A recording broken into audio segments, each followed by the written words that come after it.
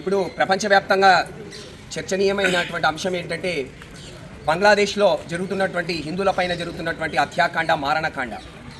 ఈ ఆగస్టులో ప్రారంభమైనటువంటి మారణకాండ విస్తరించి బంగ్లాదేశ్లో అంతటా ఏ గలీలో ఉన్నా ఎక్కడ ఉన్నా హిందువులను వెతికి నరమేధం సృష్టిస్తూ కొంతమందిని చంపడం, కొంతమంది ఆ స్త్రీలనైతే అత్యాచారం చేయడం, షాపులని తగలబెట్టడం, అందినకాడికి దోచుకోవడం, దేవాలయాలని విధ్వంసం చేయడం, దేవతా విగ్రహాలని కాల్చడం లాంటి అకృత్యాలను మనం అక్కడ జరుగుతున్నటువంటి విషయాల్లో చూడొచ్చు.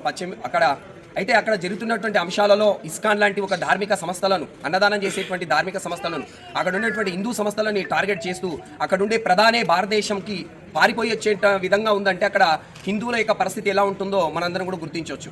అందుకని దేశవ్యాప్తంగా హిందువులందరూ కూడా ఇప్పుడు చైతన్యవంతులై అక్కడ జరుగుతున్నటువంటి హింసాకాండను వ్యతిరేకిస్తూ నిరసిస్తూ ఇంకెప్పుడు ఇలాంటివి భవిష్యత్తులో ఏ హిందూకి ఇలాంటి విషయాలు జరగకుండా చర్యలు తీసుకోవాలని, అలాగే మన జోగులాంబ గద్వాల జిల్లాలో హిందూ ఐక్యత వేదిక ఆధ్వర్యంలో అన్ని కులాల వారితో, అన్ని సంఘాల వారితో, అనేక హిందూ సంస్థల యొక్క ఏకత్రితంగా అందరం కలిసి కూడా ఈరోజు బంద్కు పిలిపివ్వడం జరిగింది.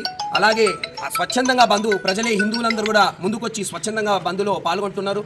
అంతేకాకుండా అందరూ కూడా కులాలకు అతీతంగా, పార్టీలకు అతీతంగా, వర్గాలకు అతీతంగా అందరం మేమంతా హిందువులం, బంధువులం, మా హిందూ ధర్మానికి ఏమైనా వస్తే మేము ఖచ్చితంగా రోడ్ల మీదకి ఎక్కుతామనేటువంటి విషయాన్ని ప్రపంచానికి ప్రకటిస్తూ అందరం కూడా ఈరోజు ర్యాలీ చేయడం జరుగుతుంది.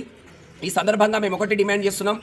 ప్రపంచంలో ఉన్నటువంటి హిందువులపైన జరుగుతున్నటువంటి దాడులను ఖండిస్తున్నాం. అలాగే అక్కడ ఉన్నటువంటి హిందువులను అని ఒక చట్టం ఏదైనా చేసి కేంద్ర ప్రభుత్వం మళ్ళీ భారతదేశంలోకి ఆ హిందువులను తీసుకురావాలి, అక్కడ ఉన్నటువంటి హిందువులకు రక్షణ అని కల్పించాలని ఈ సందర్భంగా మేము తెలియజేస్తున్నాం. మరి ఏ పార్టీ నాయకులు కానీ, మేము సెక్యులర్ పార్టీలు, మాకు అందరూ సమానమైనటువంటి నాయకులు అంత నరమేధం సృష్టిస్తుంటే ప్రధానమైనటువంటి ప్రతిపక్షంలో ఉన్నటువంటి కేంద్రంలో పార్టీలు కూడా దీని విషయంలో ఖండించకపోవడం, నిమ్మకు నీరెత్తుగా ఉండడం అంటే హిందువుల ఓట్లు ఈ నాయకులకు అక్కర్లేదా? అలాగే హిందువులకు ఏం జరిగినా వీళ్ళకి పట్టదనేది హిందువులందరూ కూడా డిమాండ్ చేస్తున్నాం. ఎప్పుడో ఒకప్పుడు హిందుత్వం గురించి ఆలోచించిన పార్టీలకు బొందబెట్టేటువంటి సమయం కూడా ఆసనమవుతుందని సందర్భంగా తెలియజేస్తున్నాం. జై శ్రీరామ్.